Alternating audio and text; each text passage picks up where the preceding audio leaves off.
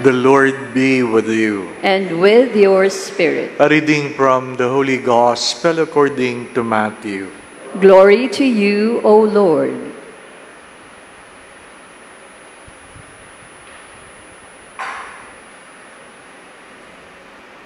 Jesus said to his disciples, "Not everyone who says to me, 'Lord, Lord,' will enter the kingdom of heaven, but only the one who does the will of my Father in heaven.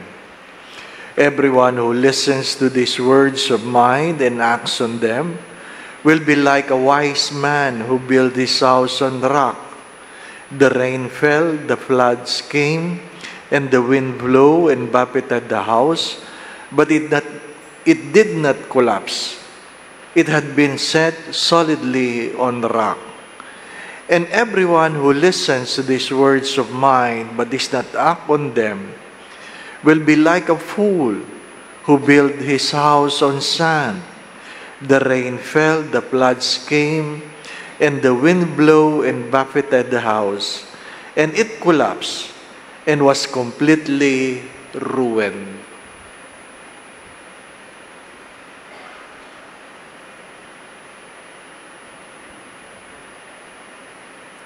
Brothers and sisters, the Gospel of the Lord. Praise to you, Lord Jesus Christ.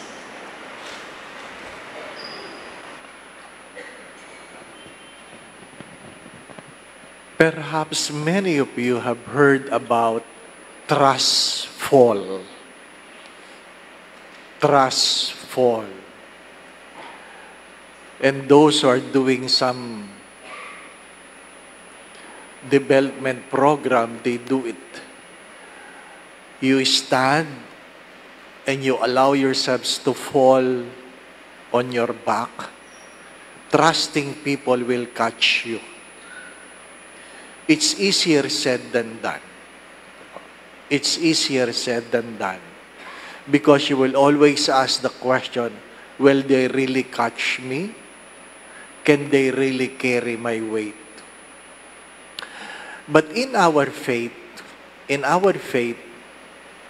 saints would say, if God will ask you to jump from the mountain, two things could happen. Either God will give you wings, or God will really catch you. God will never ask you to do something He cannot be responsible. My dear friends, my brothers and sisters, the invitation of the first reading in the responsorial psalm is to trust on the Lord, not to men, not to princes, not to horses, not to wealth, not even to swords. Because people will fail you. The sad story nowadays, relationship holds not about blood, but out of convenience. Kaya mahirap mag-asawa ngayon. Kasi pag hindi na magaan ang buhay, napakadali nang maghiwalay. Napakadali na magsabi, kaya kami naghihiwalay, Father, hindi na namin feel ang isa't isa. Ano pa? Mahirap yung feel lang. Di ba? As many times you have said this, emotions are temporary, decisions are permanent. You cannot hold on how you feel. You have to be responsible. You have to be responsible with your actions. What is the gospel trying to tell us? A good student is not because he has gotten a high grade. A good student is someone who was able to put into practice what he has learned. That's a good student. Not necessarily those who have good grades. Many of those who have good grades are cheaters. Kung naalaala ninyo, Yung mga hindi nag-aral, yan yung sumisipa sa likod mo. Sabi, patingin naman ang sagot. Patingin naman. Taas mo ang papel. Taas mo. Tapos sa kanan, anong sagot? Sa kaliwa. Ano po? Pagdating sa huli, siya ang pinakamataas ang answer. Diba? Yan yung pagkamisan. Pag binagyan mo na sagot, sasabihin pa sa'yo, tama ba yan? Nangopya na, naghinala pa. Ano po? Mga minamahal na mga kapatid, life is never about grades. It is how you put into practice what you have learned. What makes a good disciple? It is not the one who was able to pray well, not the one who was able to recite the prayers. It is the one who was able to do the will of God. In the Lord's Prayer, it is in the center that you say, Thy will be done. Thy will be done. Madali lang ang magsimba, hindi po ba? Ano? Palagi ko yung sinasabi, madali lang ang magsimba kaysa bantayan ang may sakit sa tahanan. Madali lang ang magsimba kaysa bantayan ang may sakit sa tahanan. I shared this yesterday, a friend celebrating her birthday, and yet she said, please pray for my mother who has cancer. Anong choice mo?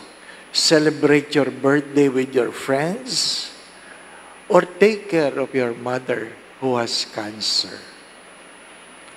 Madali lang.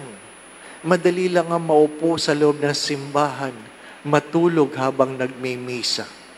Di po ba, no? Madali lang.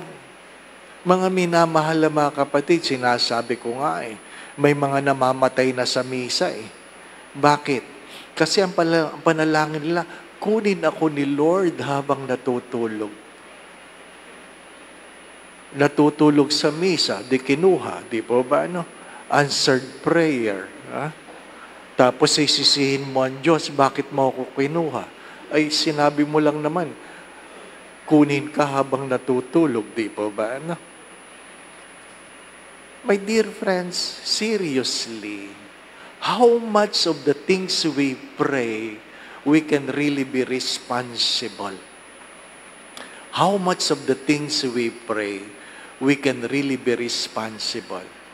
A concrete example, a doctor of mine, a good friend, I officiated her wedding. For several years, they were unable to conceive a child. And last year, or early this year, nabuntis pagkatapos ng kung ano-anong ritual. Sumayaw pa yan sa ubando. Ano po? Buntis. Anong problema? Nagsusuka araw-araw, hindi makakain, hindi makapasok sa trabaho. Bakit? Hindi naman pala madaling magbuntis.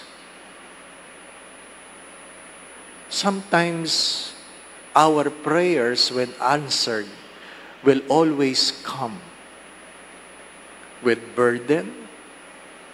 As the gospel have said, floods and rain will come to you. If you are not firm, you can easily be crumbled. Again, my brothers and sisters, a good student are those who have not received good grades, but those who were able to practice what they have learned. And a good Christians are not those who pray well, but who do the will of God.